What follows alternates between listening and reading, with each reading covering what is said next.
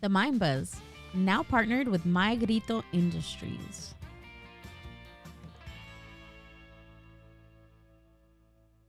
This podcast episode of The Mind Buzz is brought to you by House of Chingazos. House of Chingazos is a Latino-owned online store that speaks to Latino culture and Latino experience. I love House of Chingazos because I like t-shirts that fit great and are comfortable to wear. I wear them on the podcast and to the carne asadas. Click the affiliate link in the show description and use promo code TheMindBuzz. That's TheMindBuzz to receive 10% off your entire purchase. The cash saved will go directly to the Mind Buzz podcast to help us do what we do best, and that's bringing you more Mind Buzz content. Click the link in the show description for more. The Mind Buzz is powered by Mind Buzz Media. Mind Buzz Media is an on-site video and audio podcast production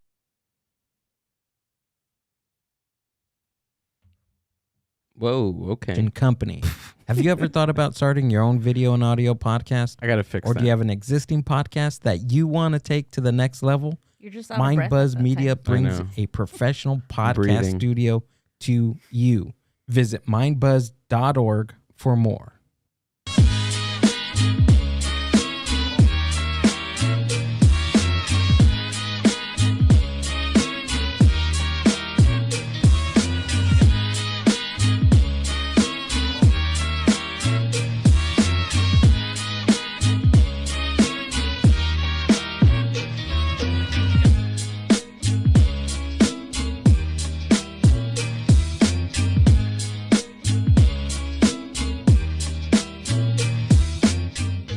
The Mind Buzz Podcast. Booyah.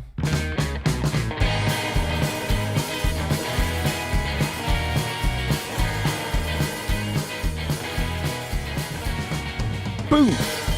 What is up, Mind Buzz universe? Welcome back to the Mind Buzz podcast, officially a part of the My Grito podcast network. My name is Gil. I am your host, and working the 2s and 3s behind this computer screen that you guys can't see is Amber. How are you? I'm good. Something's in my eye, so. Oh, you Sorry. okay? Sorry in advance. You're the apple of my eye. Oh, thanks. Hey, what happened to your intro? You fucking ran out of breath or what? Yeah, I'm sorry. It, I need to like, go. paused for like It was a 10 long time, minutes. huh? I was like, what the fuck happened? It was a long time. Sorry. It's okay. I'm shaped like an apple, so we're fine. How you doing? I'm Is everything good?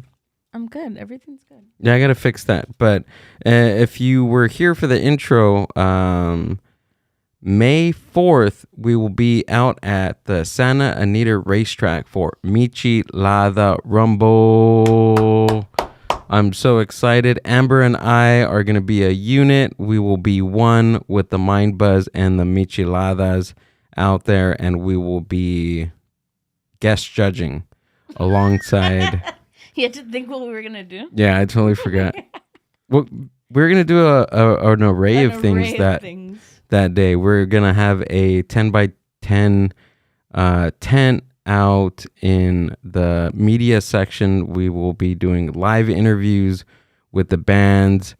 Voodoo Glow Skulls will be headlining that event, hosted by George Perez, our homies from the My Grito Industries music label.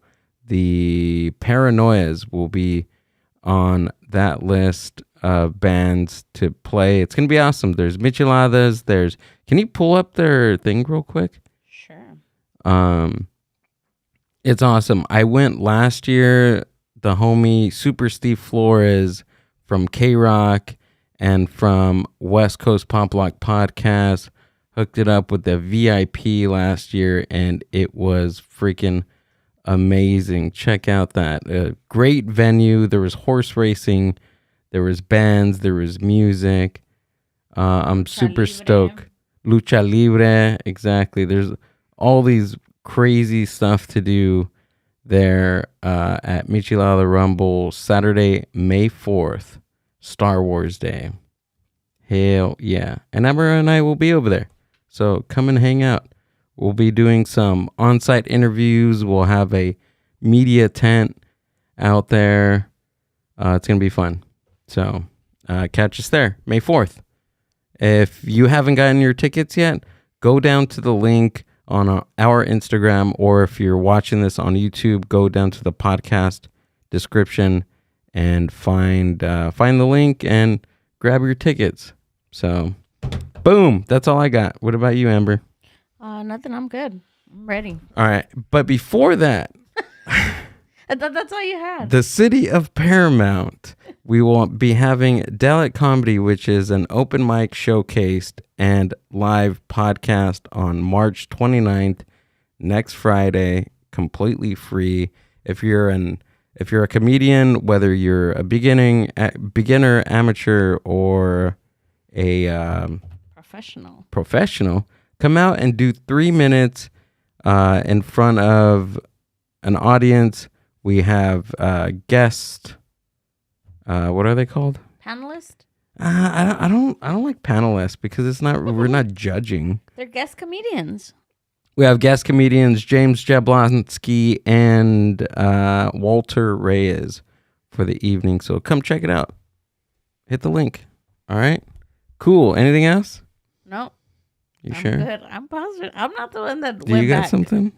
I'm good. Did you call me a wetback?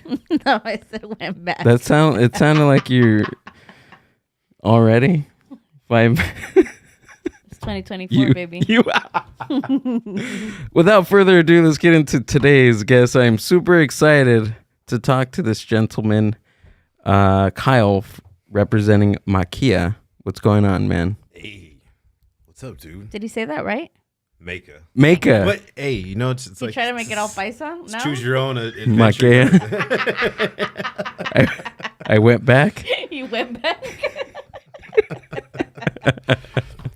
You gotta roll the K. Makea. Makea. Makea. Yeah. Sorry, we have it all wrong. No, You're getting okay. So there's tell so us. many options. Yeah, You know what I mean? It's we're like, giving you options. Yeah. We got to give options. Any option's a good option. Tell us about it, man. Man, it's probably the worst idea I've ever had. It seriously sounds like the worst business pitch in the planet. Trying to fundraise a couple bucks, and I'm like, yeah, dude. So I'm just gonna give everything away for free. And they're like, oh, well, how are we gonna make money back on this? Oh, you're not. It's just we're just gonna fucking give away everything and hope for the best, you know. And that's what we're doing in a nutshell. So I don't know. Essentially, man, I'm a filmmaker. I started like making a real go out of this, I think, when I was 24. I'm 40 now. So it's been a while. I never really started off doing the acting thing just because I didn't know where to go. Never had like a mentor or anybody to really ask like, hey, how do you become Quentin Tarantino, I guess, right? Like essentially I'm a big director. Like that's where I want to be at. I want to be up there, you know? And it's a hard, long road that nobody tells you how to crack that egg. And so here we are at 40, like 16, 17 years later, something like that. And it's had my second kid in a year, which I don't recommend. It's a lot. No, I recommend, definitely. It's amazing, but it's just a lot. This was the craziest shit I've ever done in my life. But it's a lot of motivation, and it really forced me to kind of think about things a little more in depth, like as far as artistic approach. Like you can't just, you know, my wife always makes fun of me for being like complete artist, like, oh, just throw shit on a wall, like it means something, you know, like, and so you can't really do that with the kids because there's bills and shit, and you know, you kind of got to have a end game. And so I don't know, just things aligned. I don't know how to. I've never made a movie. I've made everything else. I've done short films, a million short films. I've done music videos, sketches. I know what I'm doing as far as the filmmaking. I've just never made a feature film. This is gonna be really long. This is a really long answer. This is a really long answer. No, we like long answers. We're all here for it, man. Yeah, perfect. So I want to be like, if there was one guy I would say I'm trying to be most like, it would be Robert Rodriguez. Okay. You know, he's the like godfather of like no budget film, like just kind of guerrilla filmmaking, just make a fucking movie. Like that's it, right? And he did it on $7,500 apparently back in like the early 90s, late 80s, you know, with film, which is still super expensive. Robert Rodriguez. Yeah, he did you know, he found, I mean, he did, so this was El Mariachi is the movie I'm talking about. You know, right after he did Desperado, he found Selma Hayek, he found Antonio Banderas. Like, he did that, like, on nothing, you know? And, like, now he's one of Disney's, like, right hands, you know? He does Spy Kids. He did the whole Spy Kids series. Oh, okay. He did Dusk Till Dawn, or, not Dusk Till Dawn. What's the fucking... Can you pull him up? Yeah. Planet Terror. You know, the double series we did with Quentin Tarantino, it was that and the car one. Oh, the car yeah, one with, that's right. Yeah, so he It's was with like the four chicks is Quentin's, right? And then Planet Terror was Robert's. Okay, was he Yeah. one of the directors Yeah. on the? So there was it was a movie with there was four Rooms. Four rooms. Yeah, That's yeah. what it is. Okay, Yeah, and he was one of the directors on that. I'm not positive he was on that. Oh, I know okay. Tarantino was on that. Right. I'm not positive he was on that. Oh, But okay. they're like, yeah. So he's Gotcha. He's that guy, you know. And there was Kevin Smith, Clerks. Yeah. You know, same kind of similar success. And the thing is, it's like that was a long time ago, and this is a long time in the making. I'm trying to be one of those guys, and I'm not the only person in the world trying to be one of those guys. You know, that's what I gotta really like understand now. Like Rick Rubin, been reading that book, this new book. This dude got it for me. There's a chapter there's a little part that I read that like just kind of let all this frustration just kind of like go away as far as like artist thing, like feeling like when someone has your idea that you see on like got 1 million views, you know, and you're like, I fucking had that shit yesterday. Yeah. You know, like he says something to really make that kind of idea go away in a really like humbling thing. He says like, you know, it's not the universe puts that idea out. It wasn't you. You're not that special. You know, you didn't put that idea out there. The universe put that idea out there. It's throwing a wave out for one of these artists to catch, you know, and someone's gonna fucking catch it. It's not gonna be dropped. Right. So whoever catches it and can run with it the furthest pretty much is gonna, you know, whatever, take that thing and like be whatever, you know. So I was like, okay, so there's nothing unique about me making a movie. Like there's millions of people doing that right now. You know, and there's probably a bunch of people that have been doing it on a low budget and going like, oh, I want to be next Robert, you know, whatever, blah, blah, blah. So the thing I found out was that making the movie is not going to be enough. Because if no one sees it, I'm never going to be that guy. Like, I'm not, you know, I have no chance. Like, there's not even a shot to be that guy. Like, could be the best fucking movie in the world. And if no one sees it, it's, what are you doing? You know what I mean? And so I don't have money to market a movie. Like, I don't have Marvel money, nothing like that. You know, it's kind of goes against the whole ethos of making a no budget movie, I guess. And but I had started a clothing company. Like this is I don't recommend ever starting a clothing company, by the way, like ever. But I did 2001 in high school. I was we were like the first class in the fucking country to have to wear uniforms in public school. Some Bill Clinton bullshit. Right. And but in senior year, they had moved us to block schedule. So it was like 1.5 hour classes.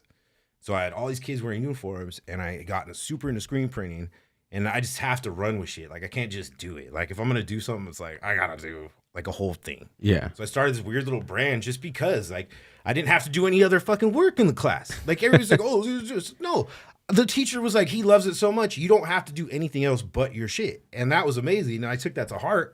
And now I got all these kids taking water breaks and bathroom breaks, you know, coming in, getting their socks printed on, their t-shirts printed on. Because that was our only real way of standing out in all the uniforms, you know? Like, I became that dude to do that. And then graduated. I was working with, like, some local record companies. You know, that was when, like, I think Long Beach Dub All-Stars had just gotten signed to DreamWorks. They were, like, the first band to sign DreamWorks, whatever. And that guy was doing my tattoos. I was giving him a bunch of fucking shirts. And then this shit just blew up. It got on fucking MTV, like because MTV was doing all the old school. The movie was coming out on that. Like this just all happened to perfect storm, right? Like right. is fucking Old School was doing all their promo, or MTV was doing all the Old School promos, and they were doing it in Long Beach at all the frat houses. The Will Ferrell movie? Yeah. Okay. And so I get a phone call saying, hey, dude, MTV's down here. There's a couple people wearing your shirts. Like, they need you to sign some contracts and shit, right? Really? So I come down there with a box more shit. And I'm like, well, here, everybody wear these real quick. And I signed some shit. Yeah. So, like, dude, off of nothing. I mean, I was getting, I was printing these in class. I was running downtown LA on lunchtime, fucking picking up a dozen shirts for like $16 at the time. And then I was printing them for free in the class. Yeah. So, I mean, I think over 2 years, I spent maybe like $1,500 on this shit. Dude, I had it on magazine covers worldwide. Wow. Like Japanese, because the tattoo shit started blowing up. This shit got on Japanese covers, like, like all this shit, like just the name. And I was like, that's fucking cool. So, fast forward, I was like, I don't know how to fucking market a movie, but I know how to give away free clothes, right? Right. And so, if you were to do like a fucking multi-million-dollar movie anyway, you have a marketing budget. And that shit's all free anyway. It's a fucking mug. It's a lighter, it's a condom, it's a fucking whatever. Yeah, it's a pen, it's a paper clip, these whatever. are just shirts, whatever. Right.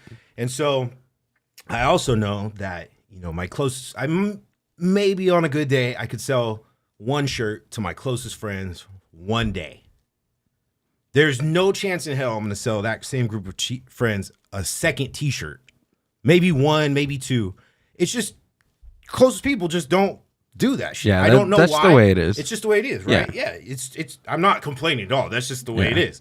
And so I took that and then I did the other part of the math problem, which was, okay, so I'm a stranger at a fucking liquor store, and I strike it up with just some dude because there's a bunch of people in the line, and I have to, whatever, we're getting cool. Hey, what do you do? Oh man, I make movies. Oh, yeah, cool. I've never heard of you. Right on. Yeah, you've never seen my movie. Check it out. There is almost no chance in hell this dude's going to go home and take the time to fucking watch a whole movie or even try to find that movie. Because if you tell someone that pretty much anywhere outside of Hollywood, you're just making something in your grandma's basement on your iPhone, like something that's just worthy of your friend's support. That's it. Once the support comes on that one day, that's it. Like, no one's watching it again. You might get 7 more clicks from your friends, but like, that's it. Like, it's just, and it's not, like I said, I'm not complaining at all. It's just realistic shit. Like, people got other shit going on. That person that I'm talking about, I don't know who I'm talking about, but if that same person, I don't know what the fuck they do for work. Right. So I can't expect, you know what I mean? Like, I'm not expecting anything from that. Are you talking about the entertainment industry like now or a few years ago? No, I was saying like right now. Right now? Like, oh yeah, because there's so many. Everybody has a YouTube channel. Everybody is on IG. Everybody's a content creator. Everybody has a podcast now. So you're going up against a lot of different creators. And I'm trying to get in to that part. Like, right. I'm not shooting to make, like, this is my chance. This is my shot.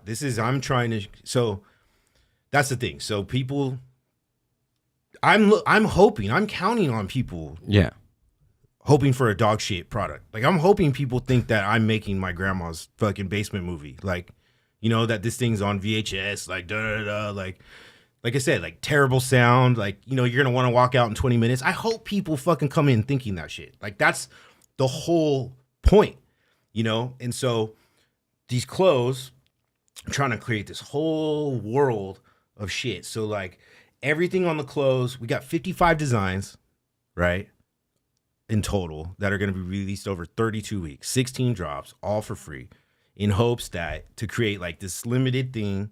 Because after it's done, it's done. You can't get these shirts again after, like last week's drop, done. Like, no more. You know what I mean? I don't want to fucking print them. So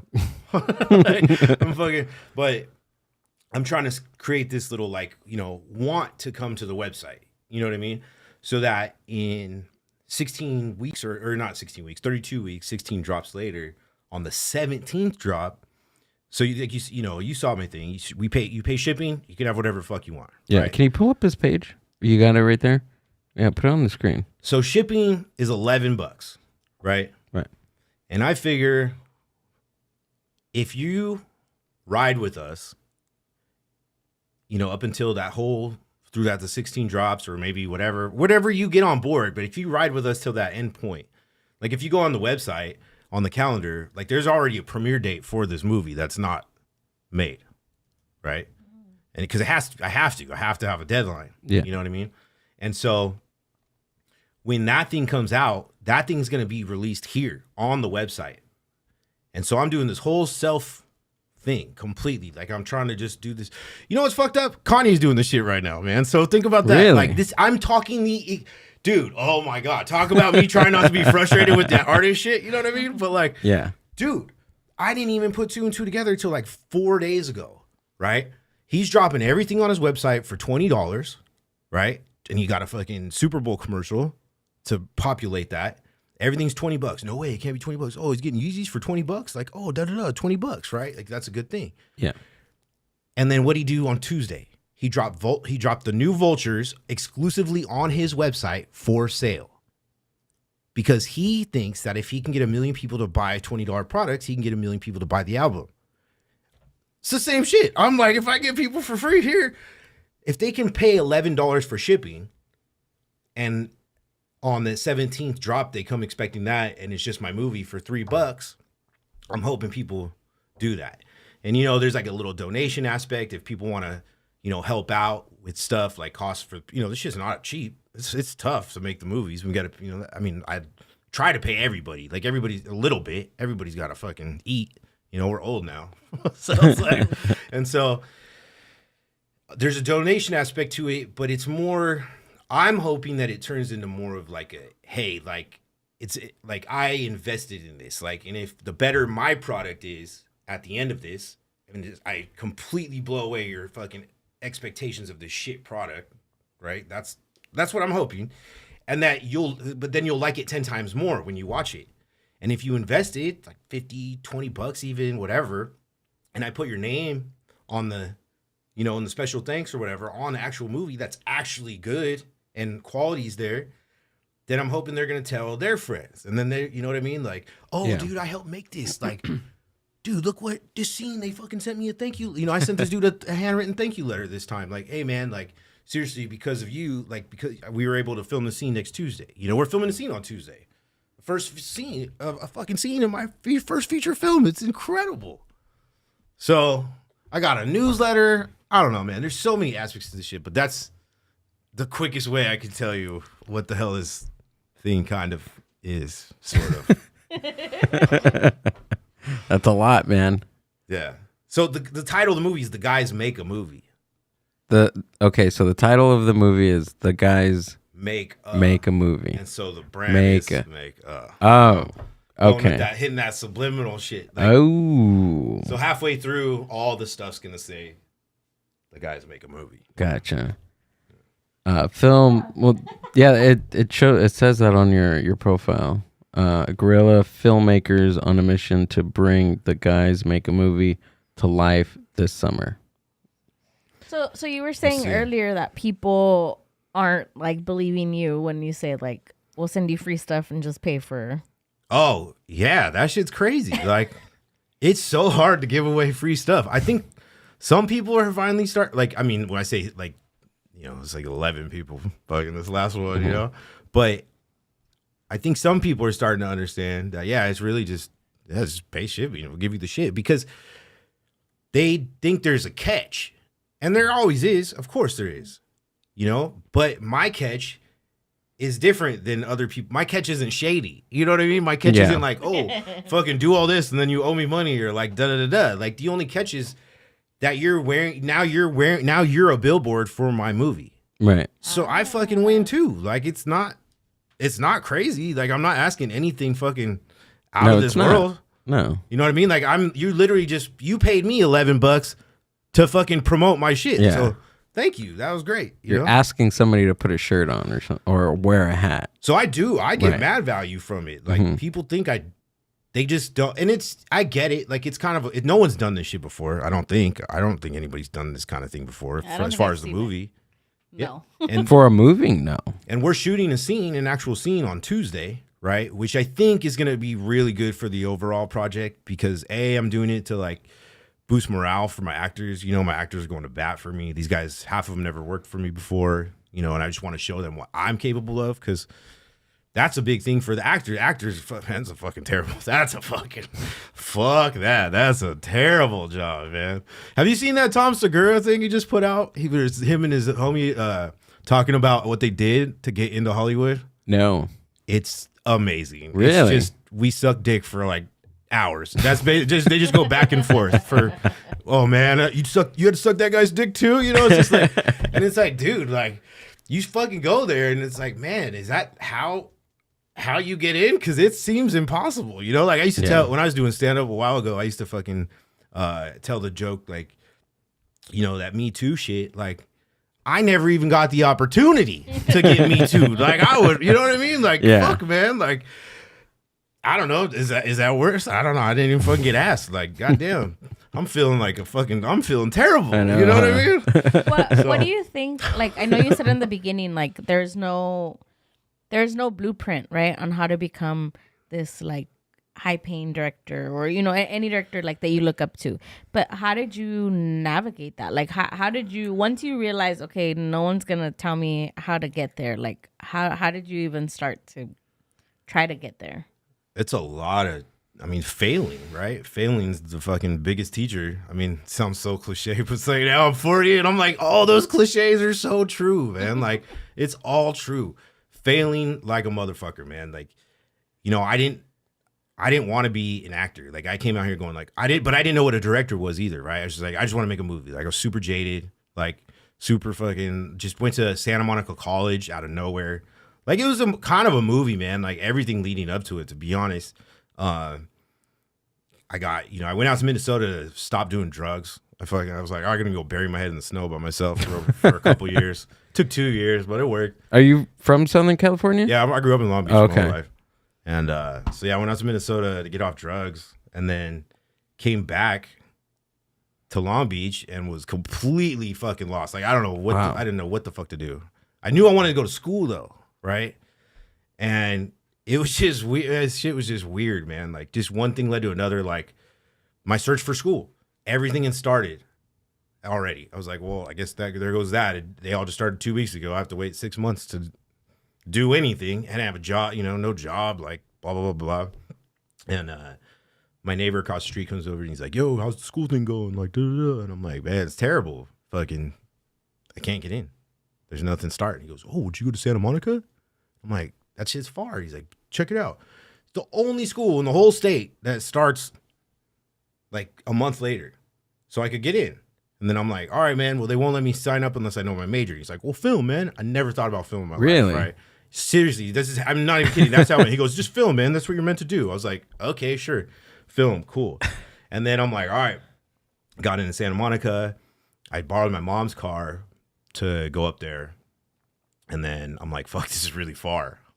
You know what I mean? It took me like an hour and 20 minutes, I think. I was left, it's like just traffic on 405. It's terrible, you know? And so I went to my neighbor again. I'm like, look, man, like, I don't know how I'm going to do this. I'm going to take 3 buses. I checked it out. It's 3 buses. It's 2 hours and 45 minutes each way. I'm going to get burnt out, but I'm going to give it a whirl, you know? Yeah. This dude goes, hold on. Fucking comes and brings me keys to a 94 Chevy truck. And he goes, dude, if it breaks, but just get to school. Wow. Right? And then that just kept bleeding. Like there was a crazy story how I obtained a lens, and it was just like all these, I don't know. So it's failing because first of all, I went to school, didn't have any clue what to do. I was just like, okay, film club. So I go to film club. But you do a bunch of shit in there. You sign up for all the different roles, and you fucking see what you don't like or what you want to do. I knew I wanted, like I said, I didn't know what a director I knew what a director was, but I didn't really know I don't know how to explain it. Yeah. But I knew like that's what I wanted to be. I just didn't know if I knew how it worked. You know, if I was any good at it, like blah, blah, blah. And it was just, I don't know, man, something was there. And I was like, I like the filmmaking part.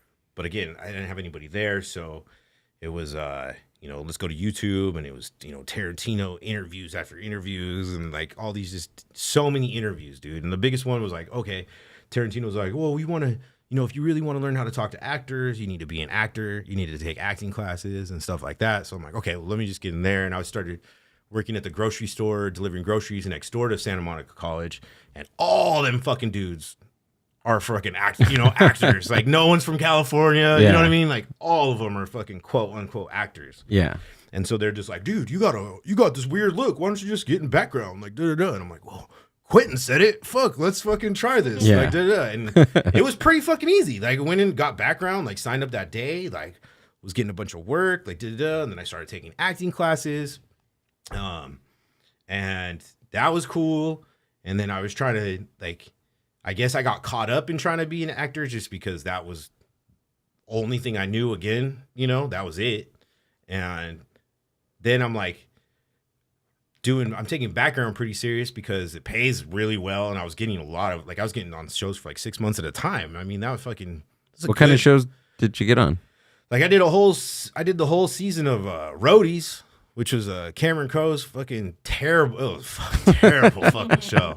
Sorry, Cameron. That shit was trash, man. Machine Gun Kelly. Oh my god. What? Really? Dude, it's fucking terrible show. But 6 months. I mean, it's 6 months of work, right? Yeah, it's really, really, really good. So like, there's that. But it was just a constant feeling of frustration, man. Like the bigger sets I got on. Mm-hmm. I think I got called in on this Ben Affleck movie one time, which was fucking rad. Got my own trailer, got the whole shit. Came in on the last day too. Got the lobster fucking fountain, like shrimp. Whoa. I think it was a shrimp fountain, not a lobster fountain, shrimp fountain. But there was lobster. It's just it was cool. But I mean, like the bigger the set, the more frustrated. Which for no reason is totally unwarranted. I have no, but like it was just when you say frustration, where was the frustration coming from? I was the little guy on set. Okay. Look, I was the little guy on set, and that set, that Ben Affleck one, I got treated well. But as a background dude, it's like that water fountain kind of shit. Like it's bad. Like it's fucking. You're not allowed to eat these tables. You can't stand in that fucking line. Like you're not allowed to eat that chicken. Like, I mean, really? I'm not even joking. I'm not even. This isn't a stretch of truth at all. Yeah. And fucking, there's dudes like treat you like shit. Like, it's weird, dude. It's like we all make the fucking shit move, like, you know what I mean? But it was that, and just knowing what I was doing on my own projects, I started this thing called 24-hour films where I would just make stuff in a day. Like I was so simultaneously between you doing your background work, you were having your own projects on the side. Oh yeah. Always got to keep the projects. I mean, on Roadies, I finished a draft of a feature film, writing. Yeah. And it's just, and then just constant, just being bad for so long at something till you're better. Like that's really it. Like you film. I just didn't care. I do care. I definitely have a sense of like quality that I would never put out. Yeah. And that I would never did. But that also so once I crossed this threshold for like one time, like maybe I saw a YouTube video and it made my video that much better, I fucked myself because now every video has to be that good, but you also push yourself and shit gets good, and eventually it just keeps getting better. Are you a perfectionist? Do you feel that you have to, everything has to be in line of what your vision is before you put it out? Or is it or do you put something out just for the sake of putting it out?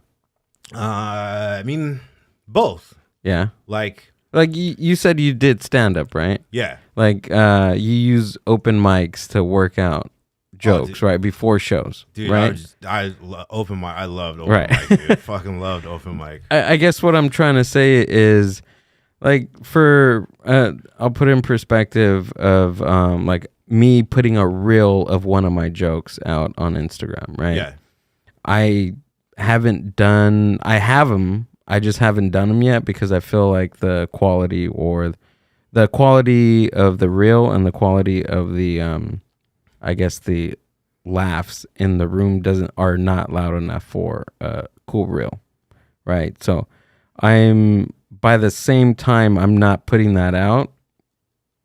I totally forgot what I was going to say, but I guess what I'm trying to say is maybe do you like overthink it?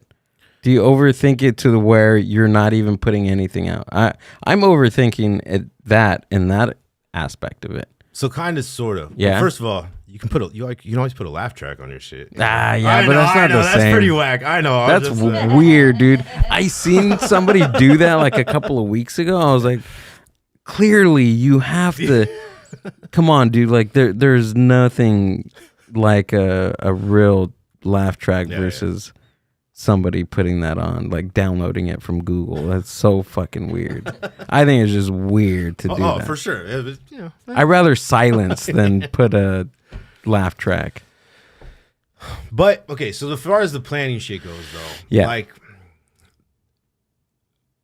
for this movie, I mean, 100. You have to. You have to have a script. I mean, the script is everything, you know, and the script is your plan. That's your plan. Without the script, you don't have anything, and that's pretty much the point. Like, you can bullshit your way through. You can tell a fucking story. You know what I mean? Like, you can go. Like, music videos are sometimes pretty easy to fucking not have a plan to. You know, especially like rap videos, punk videos. You can kind of just walk around, do the song, and film it 10 different ways, and boom, you have a video. You don't really need to plan that kind of shit. But for movies to tell a story, because as interesting as we think we are, you know, it can only last for so long. Like, every fucking word we say isn't going to be that interesting. Right. So you have to craft what's interesting. Of course. And so that's where the script comes in. You know what I mean? Like, you have to make the jokes tight. Like, you have to. Yeah. You can't fucking, you know, and if you want to go get a couple takes or something after you get the plan shit, you know, like, oh, dude, let's just try it where you guys do that. Or let's just, you know, you guys go off, you guys do your own fucking thing. Say whatever you want, you know, for sure. But I think if you don't have a plan, it's going to be fucked. I mean, even like the dude, there's, I hate this word, but they call it mumblecore. I fucking hate, I just hate labels so much of like subgenre, subgenre. There's a lot. It's like, dude, it's fucking rock and roll. Like, it's just, it's punk. There's only 6 colors in the fucking, you know, or whatever. There's only 12 crowns in the fucking coloring thing. It's not, right. You know, we don't need aquamarine, nighttime shade, sky blue. Like, right. It's just another It's green. blue, yeah, or whatever. Yeah, it's green. It's not even green or blue, whatever. And so, yeah, you have to have a plan, because you can't just. It looks like shit. Even like I said, even those mumblecore dudes, dudes, they say that mumblecore. I hate saying that shit out loud. It sounds so stupid. Mumblecore, I don't even know what that is. Dude. So it's like it's the dudes that quote started it. Didn't even, some dude in the fucking audience coined the term. So it's even more fucking lame. I hate it. And but it's like, it's unscripted movie. You know, it's mostly improv. But even that shit, you have a plan, because you have to know where the story's going, man. Like, you have to. Like Tarantino, maybe his biggest downfall is, what I got told my downfall was the beginning of writing was talking too much. You know, like, I talk a lot. I can write even more. You know what I mean? Yeah. And my conversations are pretty fucking good. Like, I can write a pretty entertaining conversation in the scene. You know, but no one wants to see a 20-minute conversation about pretty much anything. You know what I mean? Like, so you have to craft the story. You have to. Unless you're the director of Oppenheimer, dude. Oh my God, there was so much dialogue. I got lost like the first 5 minutes of that fucking movie. Seriously, it was so much talking and so much going on in that movie. Oh, Jesus Christ. I have not seen a movie these 2 kids. Fucking, oh, yeah? I don't get any movie time, man. Oppenheimer was crazy. Have you seen that one, dude? No? It's like God. It's the top of my list for 6 months now. I think Robert Downey Jr. got an Oscar for that. Yeah. Actually, yeah. Wild stuff, dude. Do you know who got the Oscar for Best Actor? Was it that dude or I don't know. Can you look that up to see who it was? Sorry, I didn't mean to cut you off, dude. No. But yeah, dialogue, crazy. So you're good at writing dialogue? I'm just good at writing, man. Yeah. This is my 6th screenplay, so it's my 5th features. I've written 1 hour pilot, and then, so it's my 6th one. And each one, you know, you write. I mean, my first one I wrote like 32 times already, I think. How do you pinpoint a creative person pinpointing on like their project? You must have a lot of ideas. How do you pinpoint which idea to go through? I mean, it sucks because you get one, and then you get and then like you're in the middle of writing, Right. and this idea hits you about this story, but you realize that, wait a minute, like that could be its own thing, and that sounds really cool. Exactly. And you write it down, and that's all that consumes your head, you know. But it's just fucking discipline, man. It's discipline. Yeah. Like that's it. I mean, I'm going through it right now because I'm running this whole ship. You know, my boy Nick, this fool's helping me. You know, he's funding the whole thing. Like, he got this shit off the ground for me, which is great. You know, this thing just all came together though. We got a couple crates of shirts for free. That was a big thing. Wow. Like that just happened. And then he's been helping me with a little bit of stuff. But other than that, I do all the groundwork, right? And this is like, there's a newsletter. So the drops are every other week. It's twice a month. So on top of trying to produce this fucking movie, which is putting together a whole crew, you got to do scheduling. You got to do, I got to get meals. You know, I got to hire everybody. There's sound, there's camera, there's assistants for all those dudes. And I don't got money for any of it. So I'm trying to figure all that shit out in the meantime, right? And then I got to do this newsletter. I got to make mock-ups for the website for shirts, you know? Yeah. I had to get all these fucking 55 designs together before I even started any of this shit. Like, And you did all the designs too, all 55? dude, everything. So I do the emails, I do the newsletter, I print out the newsletter and then take it to record stores, like old school zine shit. Fucking, Damn. I'm rewriting the movie every day. I'm getting props. I'm art department. I'm just doing everything, man. Wow. Everything. And before I forget, dude, I keep fucking forgetting to mention this, man, because this is the heart and soul of this whole project, dude. It's more than the Robert Rodriguez thing, right? Like, I really want to change some shit with this project because Hollywood right now, I did the Hollywood thing. Like, I went and did that, like the real, you know, went and fucking talked to all these people, like hung around them and shit. Fucking hate it. It's so bullshit.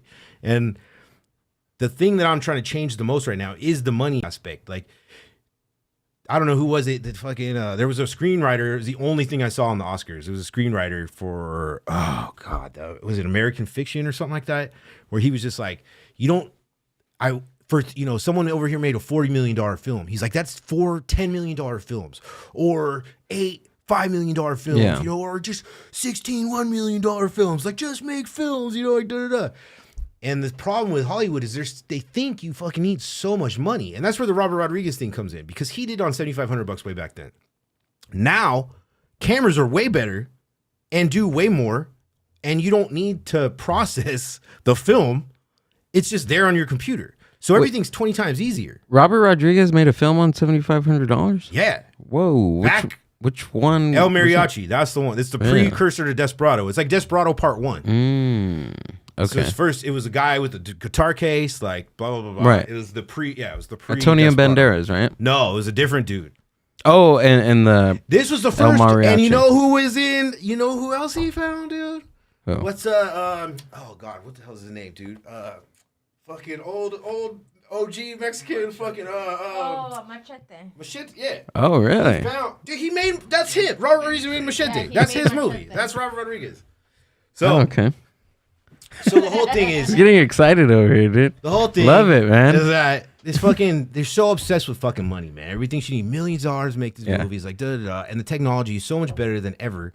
And the problem is there's so many options right now. You got fucking AI, you got screens, you got like round screens, you got straight screens, you got green screens, you got blue screens, you got digital screens, you got fucking whole circles that encapsulate you with the screen. Like, there's so many options, there's so many cameras, there's so many ways of doing things, and then there's so much money in the world right now, right?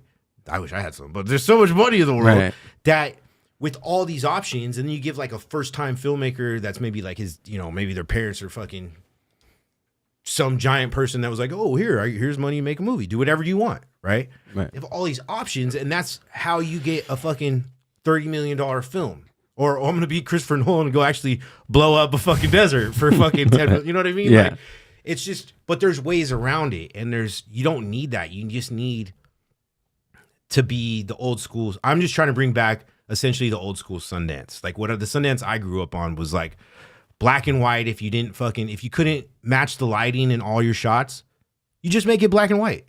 You know, I had this variety show in East LA. I had like 30 episodes where I had bands in and shit. And I'm not a perfectionist, but I do, like I said, I do hold quality, right? So a standard. And so when I did this show, I did four different cameras, right? I had 4 different camera setups, and every fucking camera was different, right? So none matched color, right? And I'm not gonna do it black and white because it's not an independent film. It's a fucking TV show with punk rock bands, right? So I'm like, I'm not gonna do black and white, but I did the VHS filter, right? Oh, okay. Because it matched. It made everything match, and it made it look like shit together. You know, if one looks like shit and 3 look good, that's a shitty piece. Right. But if they all look like shit, that's just a cool thing. It's fucking weird. You know? And so I'm not a perfectionist, but I do have the quality standard. And so anyway, I'm trying to bring that back. It's like, dude, you fucking tell a good story. Like, I got really into this whole kick last year on this midget action star, this Filipino midget action star named Wang Wang, right? Wang Wang? Yeah, this little dude's like 3'9", I think. Really? Yeah. 3'9"? Dude, yeah, he's a little guy, dude. And he's like the James Bond, dude. He's like James Bond. He's an action star? Oh, it's fucking awesome, right? 3'9" action star Wang Wang. Worst movies you'll ever see, but also the best movies by far, right? Like there's one where he's running this high-rise hotel. Can we see him? Like, please put Wang Wang up. Where is he? Is he on YouTube, Google? Yeah, YouTube. YouTube. Go to YouTube. Wang Wang, dude. Wang Wang. And it's like, you know, it's just one of those old, like, he goes in his hotel room, you know, he's getting chased, you know, by a group of dudes. And every hotel room he in has a naked pair of titties, you know, just randomly. And he does like the creepiest look. Like it's just so uncomfortable, right? And then like he'll jump out of a fucking window. Whoa. On like the top story. And then they cut to, you know, little parachute men you get out of the fucking quarter machines. Yeah. They'll cut to that, right? Falling all the way down. And then they'll cut back to him jumping in the pool, right? And so for the shot, essentially, he fucking jumped out all those stories. Oh, And so my point of that is, what is it? How do you spell it? try that. Just do Wang Wang action star. Okay. That should work.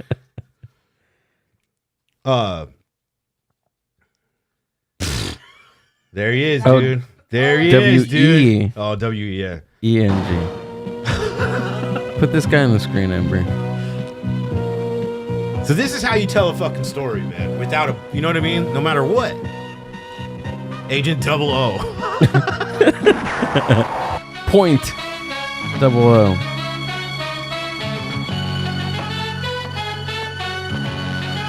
Oh, that is so awesome. And that is cool. I mean, just gets ass at will, too. Oh, my God. Can just point and chicks just melt. You know what I mean? Like, so, hold on. I'm super confused. So, is this... It's my biggest inspiration of the last 2 years, man. So, is this... was this, like, made within the past couple of years? Or is this... No. This is older. Yeah, Like this is in way the older. 70s. Oh my God. Mac Whoa. Daddy. Mac Daddy Supreme. Look at that. Oh. Just okay. slays at will, man. Oh my slays God. at will. This. Do you want to get it on? Oh my God. Okay. Yeah. So Wang Wang. Yeah, man. Wang Wang, dude. So when you say he's your inspiration right now, what do you mean? Just like that whole, like this, like, you know, like that parachute story I told you about, right? Okay. Like they didn't let practical effects. Just versus no, it's anything versus not telling the story. It's telling the story versus not telling the story, right? So like him jumping out of the window on paper to, you know, 10, let's just say nerds, like dudes that just don't have any fucking ounce of ambition in their body to make a movie, right? You give that to them and they're going to go, oh, well, we don't have a budget or a stunt guy to jump out a fucking window. Right. But this guy just wants to tell the fucking story. And so he figures out how to cut in that parachute guy. And yeah, it's funny, but the movie sucks anyway. Yeah. So why not? Like, why not just fucking do it? Like, that makes sense. You know what I'm saying? Like, and it's style, bro. It's fucking style. Yeah. Like, it's not bad. That shit's dope as fuck. Yeah. Like, I told you about it. Right. You know what I mean? Yeah. If someone tells anybody about anything, that shit's tight. And now we're going to binge watch it. I hope. This- It's good, dude. I think Amber found her new guilty pleasure right now. But I think that was I get exactly what you're saying. Like, instead of just limiting yourself and saying, okay, I don't have the budget to fly out of an airplane, but how can I still portray flying out of an airplane with what I do have, right? It kind of is what you're saying. Like, No, 100%. You're still telling the story, but using what you actually have or in your means. So on Tuesday, we're filming this first. It's not the first scene of the movie, but it's the first scene from the movie we're gonna shoot right on Tuesday. And the whole thing is like the guys basically decide to cook meth to come up with money to fund their first film, right? In this scenario, there's four terrible. So they come up with the fun and games part of like the middle of the movie where it's just like fun shit. It's four terrible scenarios of them trying to come up with like they basically essentially daydreams, right? But anyway, so the one on Tuesday, they decide they're gonna cook meth and sell meth to come up with money for their first film, right? Mm-hmm. But the trailer blows up. Everybody fucking dies except for one dude. And how the fuck am I going to blow up a fucking trailer, right? I have fucking no money to shoot this scene, let alone blow up a real trailer. And so I'm going to get I'm going to paint a 3D printed version of the trailer, you know, and shoot it on a super dope lens and just do some practical tricks. And then blow up a fucking 3D printed trailer. Yeah.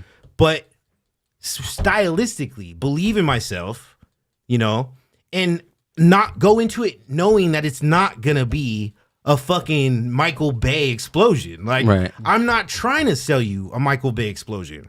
I'm trying to sell you my low budget Kyle Geller explosion in a fucking Michael Bay movie, I guess. You know? Yeah. And like, that's it. Like, if I can pull off stylistically some shit where, like, I don't want you to laugh at this one necessarily. It's not going to be like shitty. You know what I mean?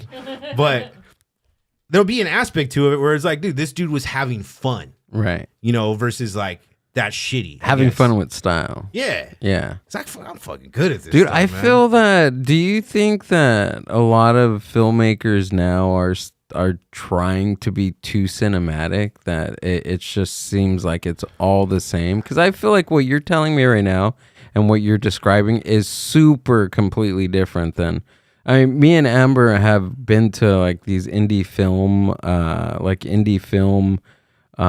are they? Indie Festivals? like festivals, and Oh yeah. cinematically they're great. The production value are great, but it's still like I feel So like that's our whole conversation we just had, right? it's still the same. That's you the know whole what I mean? conversation Yeah. we just had. Everybody's focused on the fucking money. Right. No one fucking goes for the story first or the way you're going to tell the story. Right. Everybody goes, Don't get me wrong. The stories were good, but I know what you're talking about. Yeah. I've been to all them fucking film festivals. Right. They're terrible films, man. These Right. are fucking terrible films because stories are okay, like, but the word cinematic has gotten so out of fucking control. Dude. Has it?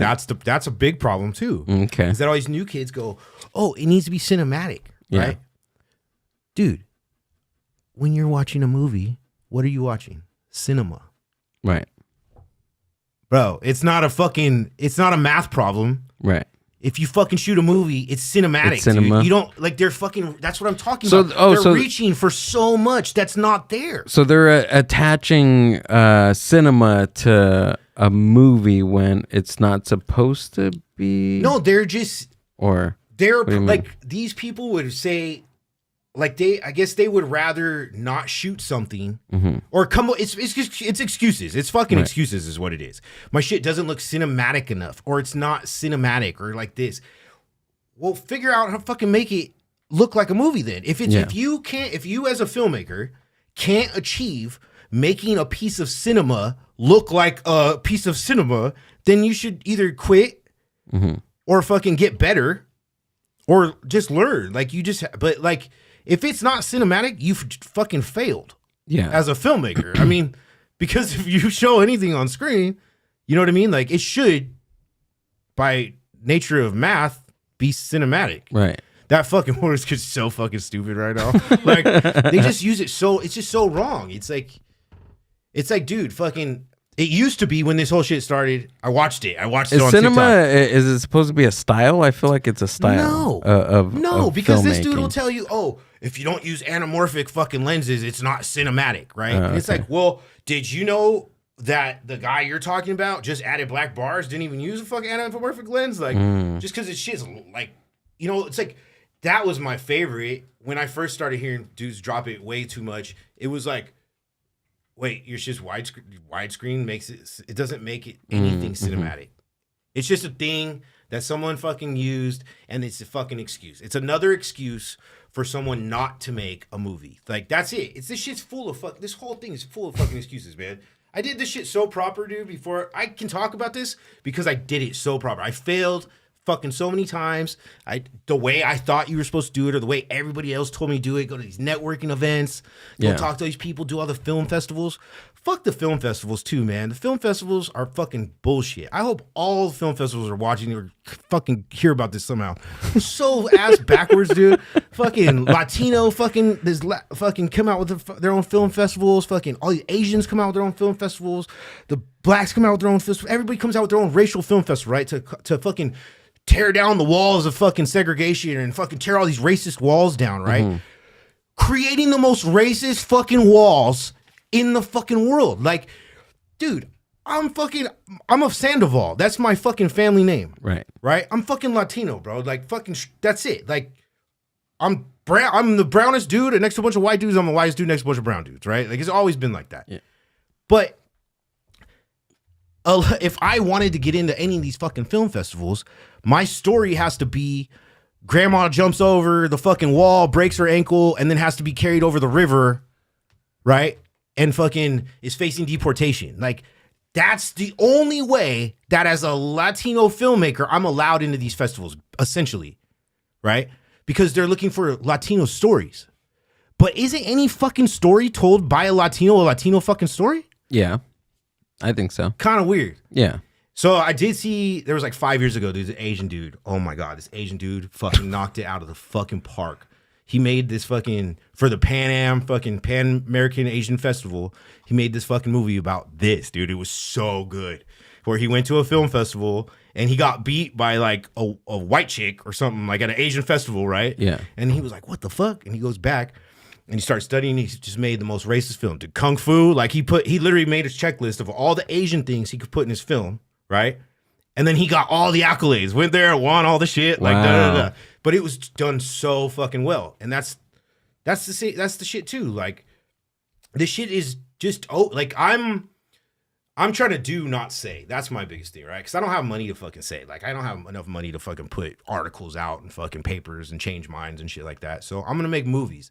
And I grew up in Long Beach. Like, my biggest identity, I don't even really know what the fuck I am. Like, I don't know how to identify for shit other than I'm from Long Beach, right? Like, it's kind of sucks. It's fucking, as an older dude, I'm like, as a grown up with the kids, now I'm like, that's kind of shitty. Like, that's kind of a fucked up thing, you know?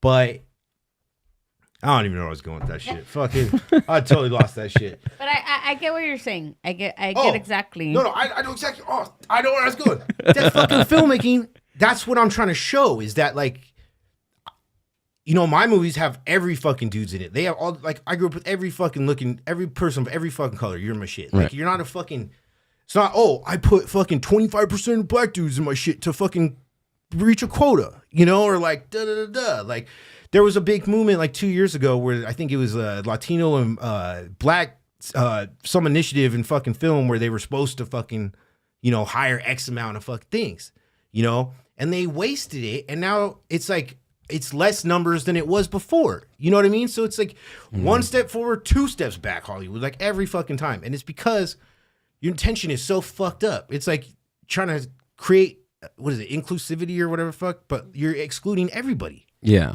You know what I mean? Like, why?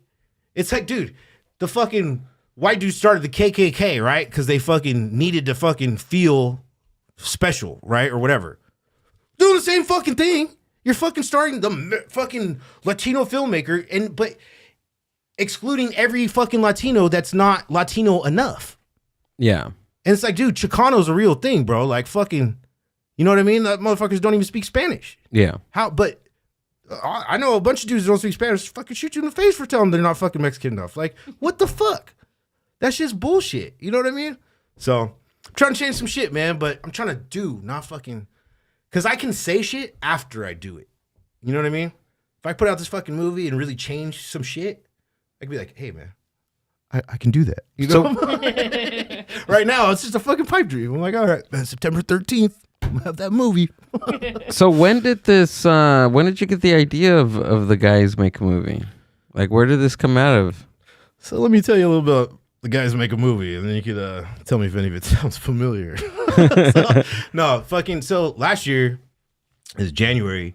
I wrote a pilot TV show for a Sundance program, right? No, I'm pretty sure I'm not gonna get in, but And what is Sundance? Sundance is like pretty much the reason, like what got me into film. It was like the independent channel way back in the day. It was like all the black and white cheap shit my mom used to watch, but it was the thing that made me think I had a shot too, you know. And now it's like that's where Tarantino fucking goes and premieres movies. It's like it's not that you can't compete. You know, It's not that anymore. It's not that anymore at all. Okay. And so I just need to get back to that, dude. Like I want to go back to fucking that. You know, where were we? I just fucking just drifted hard. The idea of the guys make a movie. So yeah, last year. Oh, Sundance. So yeah, last year wrote the pilot for Sundance, and then you might not ever hear back from them, and so it's more just a date. It's more of like because I don't have a boss telling me fucking when to do stuff, like that. So deadlines are pretty important to me to finish it, and so I always use Sundance as deadlines, either to make a movie, to make something like a short film to put in at the end of the year, or this pilot shit at the beginning of the year. Those are the two, marks. And so I was done with that, and I was like, all right, well, I can't just wait around, blah, blah, blah, blah. And I wrote I'd met this producer dude who I was trying to kind of show him that I'm here to play ball. Everybody says that, and so I wrote another movie in 4 days after that. And I sent it to him, and he's like, you didn't fucking do that. And I'm like, I fucking did that. And he's like, all right. I see where you're at. And so anyway, that snowballed into some things. Buddy from high school was like, hey, do you remember this other guy from high school? He's been wanting to invest in a movie. And I'm like, no shit. Like, let's do it. So we had some meetings with this dude. I called him this producer dude because that was like my way of flexing at all, which I probably shouldn't have brought him in because the shit just fell to pieces, right? So fucking... I have this dude asking for $100,000 to make this movie, and everything sounds good, like everything's go, and then it just ghosted. I mean, completely. I've never talked to this dude again, like completely ghosted, right? And so with the second kid, man, I can't really be frustrated. Like, there's no time for frustration. Like, it doesn't really do anything for anything. And so I wrote this fucking The Guys Make a Movie, which is about a dude that just turned 40 and had his second kid. And on the night of his birthday, he's walking out of the bedroom. He puts his kids down. And he's going to walk out the bedroom to go play poker with his homies. And his wife says, hey, you got a year to fucking get your shit together, or you got to get a job. Like, you got to get a real job, And so that's it. I mean, it came out of it came out of definite frustration for me I've been trying to really give this a go for a long time. It's really hard. It's a really hard, like mentally draining, man. It's like, no, it's a really hard thing to do is to break into this wall, this industry thing. And so I just took all my frustrations and put it in this fucking movie. And yeah, that's essentially what it is. And so like, these dudes decide they're gonna make four main dudes. They decide they're gonna make the fucking movie, right? And one dude's coke, does all coke. He's a coke dude. One dude does smokes a bunch of weed. We got an alcoholic, and then the sober guy, right? Like those are the four. That's the main cast. And they get the sober dude. They're trying to figure out, like, the one dude goes, "Oh, our buddy from high school. You remember our buddy from high school? He wants to invest in a movie, right? We just need, and I was, oh yeah, what? He just needs a star in it. He just needs a star in it. He'll invest, right?" So I'm like, cool. And so we go, we need a star, blah, blah. And then when the sober guy in the movie, he's like, oh, I fucking go to AA with Ray Liotta, right? Hit him up. No, you don't. Everybody's like, doubting him and shit. He's like, he's in. So fucking, they give the dude a call and they're like, yo, we got Ray Liotta. And he's like, I'll fucking invest. Let's talk tomorrow. Like, da-da-da. So the next morning, when dude comes over, and when all the dudes meet up again, the garage is like the headquarters and shit. So when they all meet up, the one dude who got Ray Liotta, right, comes in. He's like, yeah, dude, so we're all good. Like, da-da-da-da. Like, totally just shooting the shit but not looking at anybody, and everybody gets everybody gets like a tweet, whatever the fuck, Right. and they're all looking at their phones, and they give this dude a dark look, and fucking Ray died. Yeah, And so the dude ghosts him. The dude ghosts him because fucking Ray's his bread and butter. So he ghosts him, and so the whole movie is these guys coming up with fucking crazy fucking ideas to try to fund their first feature, and they don't. They all get jobs at Lowe's and shit. Hate to spoil the movie. No, I'm just playing. There's a lot more. There's a lot more to it, but it's fun, man. It's yeah. There's an RV explosion. Yeah, there's RV explosion. Dude. They go to Vegas. I mean, one guy basically sells his mouth to get him home on the bus. You know what I mean? Wow. And the meth explosion. They start a cult. Jeez. Fucking. This actually sounds really cool. It's dude. pretty good, dude. It sounds cool. I've written a lot of shit. I broke every fucking rule I ever said I would write with this. Like I said, I'd never write this style of comedy. I said I'd never write about making a movie. You're breaking your own rules. All of you're them. saying Every single fucking rule I've ever said I would. Yeah, every single one. And it's the most fun I've ever had writing. As a person that used to do stand up, you never thought about doing you never wanted to do a comedy film? No, comedy for sure. Okay. This style. So this is like Naked Gun comedy. Oh, okay, that slapstick. Yeah, type. and I just never thought I would do that style, I guess. Okay. But it works, and it's fucking fun, man. Yeah. Like, it's fun. I guess with that style, you're able to get away with doing crazy, wacky, madcap style of effects. Yep. Right? Yeah. Okay. Exactly. It works. Exactly. That style works well together. You make it fucking work. Right. You know what I mean? And like I said, as a dude, now I know when I'm kind of, I have to mold the whole thing. Right. You know what I mean? It all goes hand in hand. The fucking, what can I and what can't I pull off? Okay, well, what can we make this movie as a whole to fucking be able to pull shit like that off? Like, you know what I mean? Yeah. So much fucking work, man. So much fucking work. So then what happens? Okay, you do your movie, you're done, everything. What's that last step? How do you get it into our hands? How do you get it into people's computers, phones? So that's where the drops come in. So we'll have 90% of it's going to be, that's why I'm doing the free clothes. So get people excited about coming to the shit. They go, they're excited to get the next shirt, like whatever.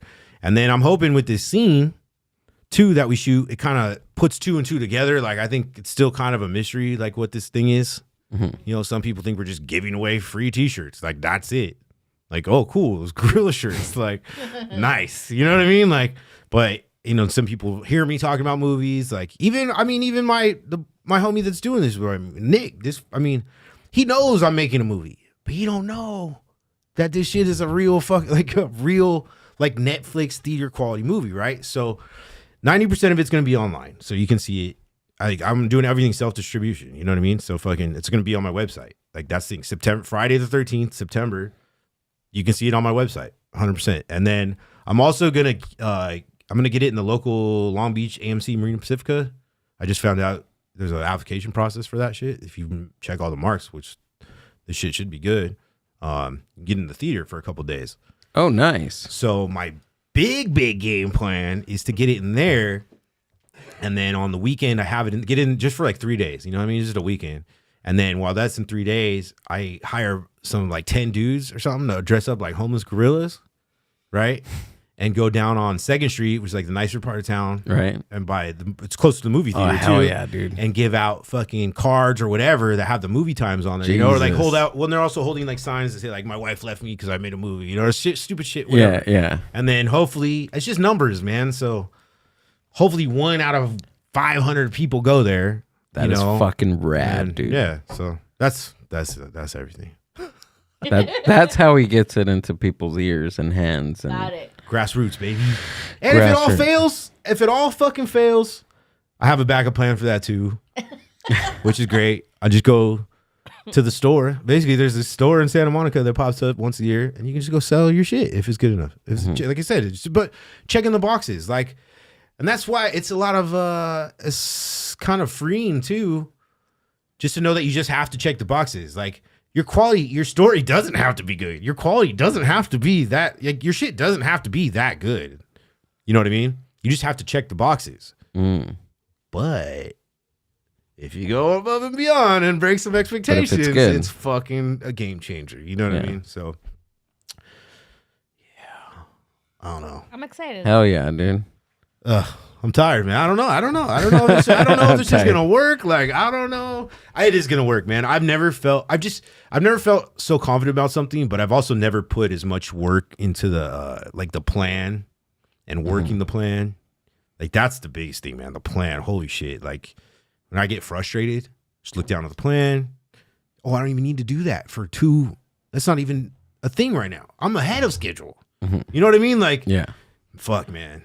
Paper is so underrated. I think the way that you're making everything so like unconventional, like your before and then like your after, I think that's what's cool because it makes you want to be part of it. Like you said, like even if I just get a T-shirt or waiting for the movie to come out or like it's cool. I just want to. I want to see these homeless gorillas passing out stuff. You want to be a homeless gorilla. That sounds so effing cool. I just want to be on the street when this shit is happening. I'll let you know. Just to people watch. Yeah. On just to see the look on people's faces to see what the fuck is going on right now. Dude, I'm going. And so the gorilla, and that's the gorilla, right? The gorilla. What's the gorilla? Tell me about the gorilla. What's going on with the gorilla? Dude, gorillas, bro. Gorillas are just fucking. Gorillas run the fucking creative fucking world, man. Gorillas. It's the fucking gorilla and the gorilla, right? Like the fucking gorilla is obviously the fucking physical. Let's see that. Show the camera we got right here. Are you showing the camera? There we go. I was gonna wear this, but he was gonna wear hyperventilate and start fucking sweating and puking on myself. But yeah, we say so. This is like the CEO right here. This guy runs the company. It's him. Me. It's not you. I work for this dude. You know what I mean? Yeah. And so. Yeah, so it's guerrilla filmmaker. That's just guerrilla marketing, guerrilla everything. Like just doing it on unconventional. That's what I mean. So guerrilla warfare. That's it. Just going to war with unconventional tactics. Damn, right? dude. I am so pumped up right now. You have no idea. Jesus, that sounds so fucking cool. Yeah. So it's just guerrilla everything, man. It's fucking guerrilla tactics. Just straight up. That's it. It's not fucking crazy. It's just a theme. It's a theme. It's what I do. It's me. Yeah. It just sounds so like from left field. It is. No one's done this shit before. Exactly. I don't think. I would. If Kanye's they are Kanye. Yeah, but like you said, there's a certain threshold to where it's maybe a certain person with a certain following. Maybe they're not entitled to having it be called gorilla or gorilla. I don't know. Guerrilla. Guerilla. I don't know. That sounds bad. Guerrilla. I don't know, dude. But it sounds fucking amazing, dude. Yeah. We'll see. You'll see. It has to work, right? It has to. I mean, yeah, pretty much. Based on the plan, dude. You got to look at that plan, bro. Because I mean, it has to. Like, that's the thing. The plan. I didn't plan on. I'm planning on being that guy. You know what I mean? And it's a fucking well thought out plan. Yeah. Hell yeah. Thanks. Thank you. I see you, man. I see you, Kyle. Nice, dude. Oh, did you see that thing about Quentin Tarantino and his is it his 10th film or is it his 11th? The Critic? About about Shane Gillis being one of the main actors for his final film. Oh, that's who it's about a critic. So it's about a critic. It's about a film critic. Oh, really? Yeah. Okay. Yeah, I forget the inner workings of it, but it's something like I think it's based on a real critic too. But yeah, it's about a critic. Imagine that, dude. Shane Gillis in Tarantino's film, dude. Fucking skyrocket that fool. It'd be dope too, because crazy to use someone else too would be that's cool. Like kind of roast. I don't want to see Leo again. I do. Really? I think it was just so different from a Tarantino film. I like Tarantino. Of course, you've seen the big ass fucking poster in the hallway. I just don't know where he could go. You know what I'm saying? You mean Gillis? No, Leo. Oh, okay. That's why I don't want another Leo in a Tarantino flick. Because I'm just like, Yeah, it was kind of. That'd be nice to see fresh.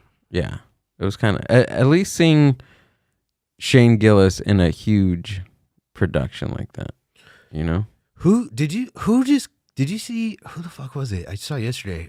Some kid just got tapped for the new James Bond too. Kind of like similar, like really, like a new guy, but like huge. Mhm. You know what I mean? Opportunity. I've never even heard of this kid. I don't even know. For what is this now? The new James Bond. Really? Can you look up new James Bond? So I can kind of sound like I know what I'm talking about. No, I'm interested. New James Bond actor, maybe? This guy? There he is, yeah. I don't even Aaron know. Taylor Johnson. Yeah, I don't even know who this dude is. Speculation mounts again over new James Bond. Dang, they're going to do another James Bond movie? I know, Do him who is forever. he? Wow. What did you say? I said, who is he? I don't know. I've never seen him. That's, But- yeah. I mean, if I show you a picture of Shane Gillis, you're probably going to say the same thing. I've never seen this guy before. Amber. No, And I know who he is now because of your. Oh, yeah.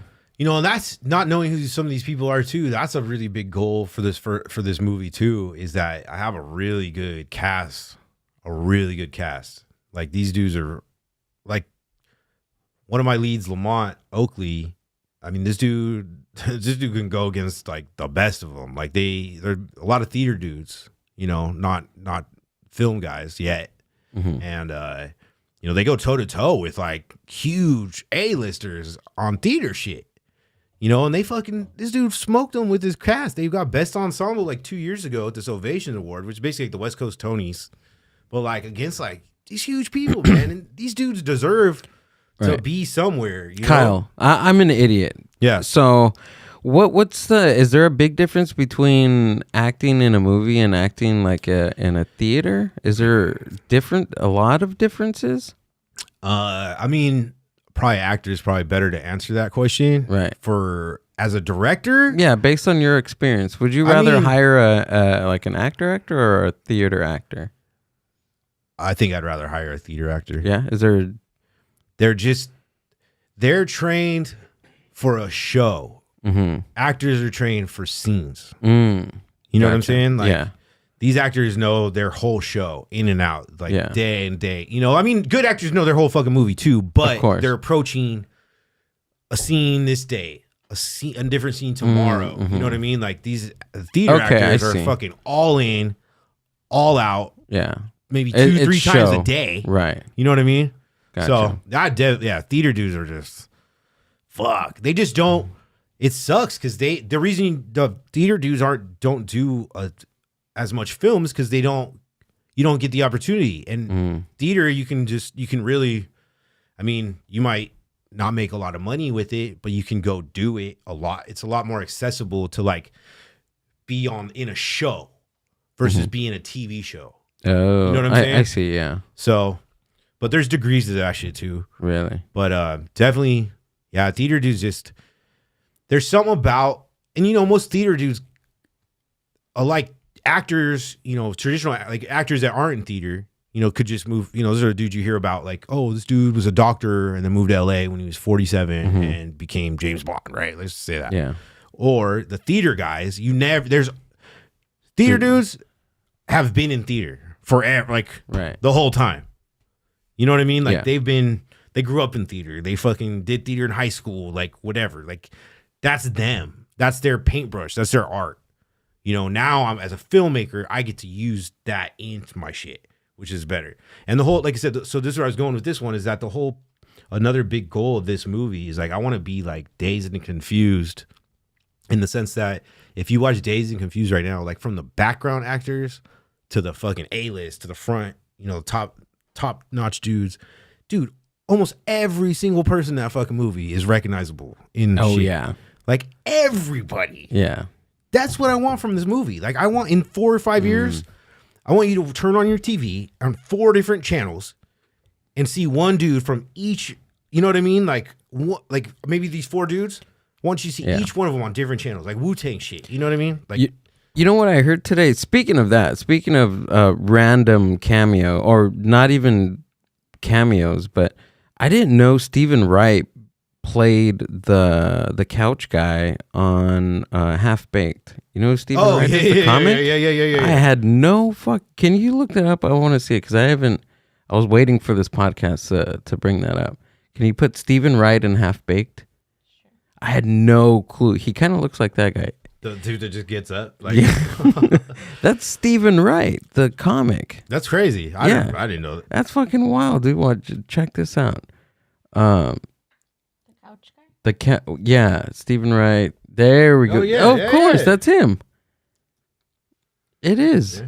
Can you put that on the screen? Dude, I had no idea. I was like quoting. I was doing some of his jokes like over the phone, and then one of my friend Jay, homie, he was like, you know, Stephen Wright was the couch guy in Half Baked. I had no fucking clue, dude. But stuff like that, right? But not intent. Like what you're talking about is not intentional. Like what you said about what movie were you talking about? Well, Dazed and Confused. Yeah, Dazed and Confused. Well, hopefully it's intentional. Kind of. I mean, I hope. I've spent a lot of time getting these dudes in there. You know what I mean? Yeah. I would hope that they all fucking.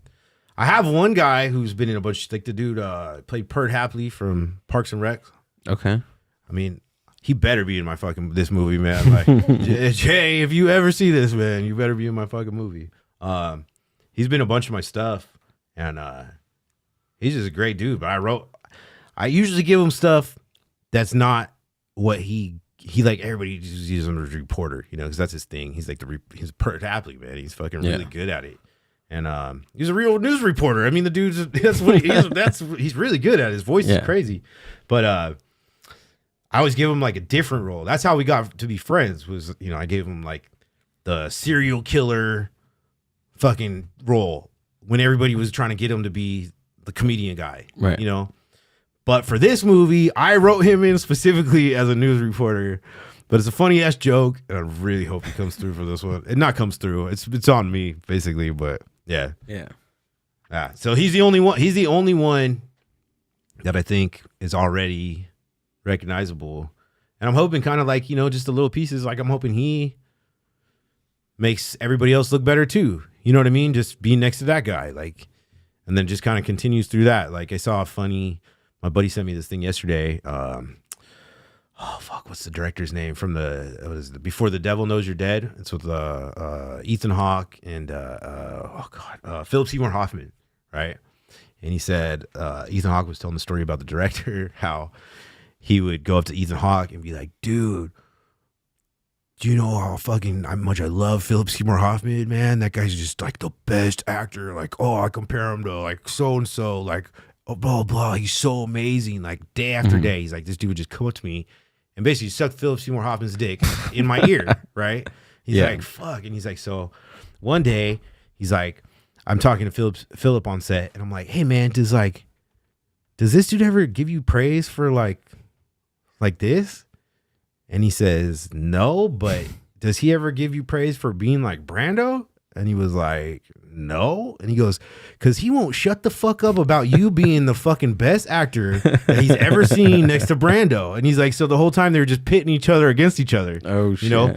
But I want the same thing, just in a different way. Like, it's just kind of the tide ride, you know, was it ship prizes, whatever. I don't know where the fuck that thing goes, but everybody wins, dude. Everybody wins. It's a quote, dude. Everybody gets a car. Hell yeah. Everybody gets a shirt, dude. Oh, dude, exactly. I really appreciate all the stuff you came by and gifted me, dude. It's the name of the game, man. Hell yeah, man. Dude, if there's anything that we can do from the podcast or anything to help you with this project, man, just reach out, bro. Will do, if man. If you need more people to give stuff out, dude, we can help out with that, dude. Oh hell yeah. Yeah, I'm fucking free everyone. Dude, that's crazy. It blows my mind. Yeah, what it's you're good doing. too. It's good shit. It's good stuff. Dude, this is fucking image. Yeah, it's the whole it's good art. It's just nice stuff too. Yeah. You know, big prints, quality prints. It'd be different if it wasn't, but look at this shit, dude. Look at this. You know? That thing's so cool. Hell yeah, dude. Come on. Get your free sweater. Come get your free stuff, dude. Hit up Kyle. Kyle, thanks for coming out. Dude, and thanks for having me, man. Doing Appreciate the podcast. Appreciate it, man. Go ahead and tell us where we can find you and a little bit about your project, dude. All right. Well, we got beat to make on the Instagram, so we're LB at LB make that's from the guys make a movie. Looks like Makea, but it's Makea. And then the website is Makea.movie. The .movie is the .com. So Makea.movie. That's it. I can tell you more shit, but I want everybody just to go to those. That's it. That's where I want everything. Movie comes out Friday the 13th in September. Oh, we got him. I told you. He's real. He's real. He's real. Everybody thinks I'm full of shit until the Guerilla shows up. Hell yeah, dude. Thank you, man. For real. I appreciate it big time. No, I appreciate you coming out. So all the links to Makea, right? Is it Makea? Makea. Yeah, it works. It works, though. It works. Okay. Like, everybody gets a little spin on it, dude. You know? Okay. All the links to Makea is going to be down in the show description. If you're listening to this on Spotify, go to the podcast description. Everything is clickable. Check them out. And if you're watching this on YouTube, don't forget to like, comment, and subscribe. And go down to the link. Follow them on Instagram and check out their website. And what's the date on this film? Fucking premiere date is Friday the 13th in September. September 13th, 2024. There will be a movie made by the guys. Hell yeah, dude. Called The Guys Make a Movie. And go send your $11 in. Yeah. $3. $3. $3 to watch the movie. It's only $11 to get a bunch of shirts. There you go. Oh my God, 11.